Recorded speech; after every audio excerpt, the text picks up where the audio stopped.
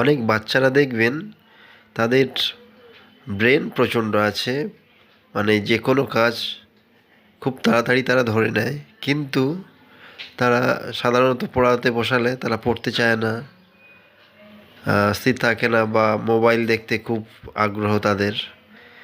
এইসব ক্ষেত্রে, এইসব বাচ্চাদের ক্ষেত্রে তাদের খেলার ছলে পড়াতে হবে। তো পড়ানোর আগে বা পড়তে বসানোর আগে এইসব ছেলেদেরকে বা বাচ্চাদেরকে নানান রকম অ্যাক্টিভিটি করাতে হবে, যেগুলো তারা খুব পছন্দ করে। তো আমার ছেলেও একই কন্ডিশন। এ তো ডাইরেক্ট যদি আমি পড়াতে বসাই তো পড়তেই চায় না।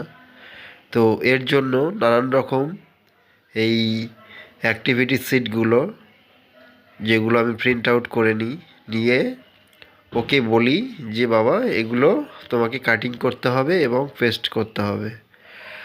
তো ও এই সবগুলো করতে দেখেছি প্রচণ্ড আগ্রহ প্রকাশ করে।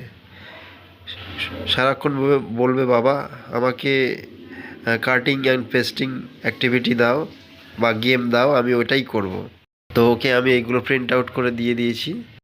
বাচ্চাকে এইসব কাজগুলো দেবেন, দেখবেন ব্রেন অ্যাক্টিভ থাকবে।